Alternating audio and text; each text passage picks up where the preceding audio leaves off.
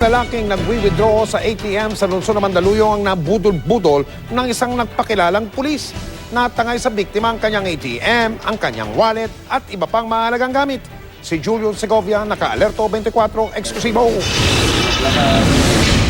Matapos mag-withdraw sa ATM sa Libertad Avenue, Mandaluyong alauna ng hapon ng Miyerkules, isang lalaking nagpakilalang pulis ang lumapit kay Jomar Valenzuela, isang real estate developer. Pinagbibintangan daw siyang nagnakaw at ng bugbog sa pamangkin nito. Napilitan daw siyang sumama. Isa pang lalaki ang kinausap at pinaratangan din ng nagpakilalang pulis. Sabi ng lalaki, pulis ako bro, so pagkatiwalaan mo ako, kasi yung pamangkin ko nag-withdraw kagabi dito sa tapos hinold up ng saka sinagtan pa. So kung hindi kayo yung gumawa nito, pwede ko kayong dalhin sa pamangkin ko para ipakilala.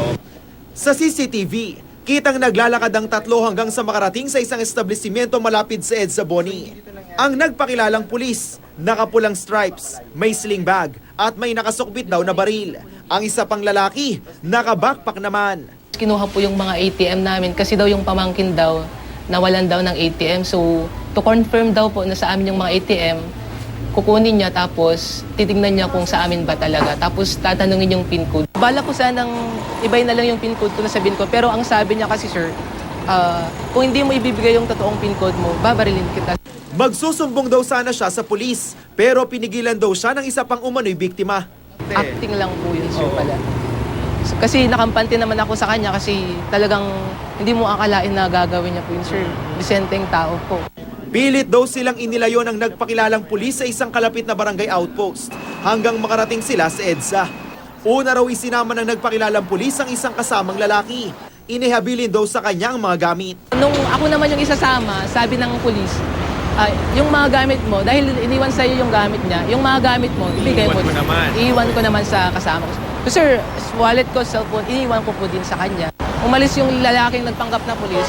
After 15 minutes, hindi ko siya... Hindi na bumalik? Hindi na bumalik, sir. Hindi ko maantay. So, ang ginawa ko, pinuntahan ko muna yung gamit ko. Yes, sir.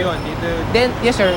Tapos, dito naiwan niya isang lalaki. Yes, sir. Ng mga gamit. Tapos, nung pagbalik ko, wala na, sir. Actually, that is budol-budol.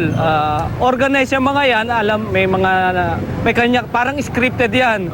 May magpapanggap na ganito and then may sasalo naman na iba. Just in case na may mag-approach sa kanila, hingan po nila ng identification card at itanong po nila kung saan sila naka-assign.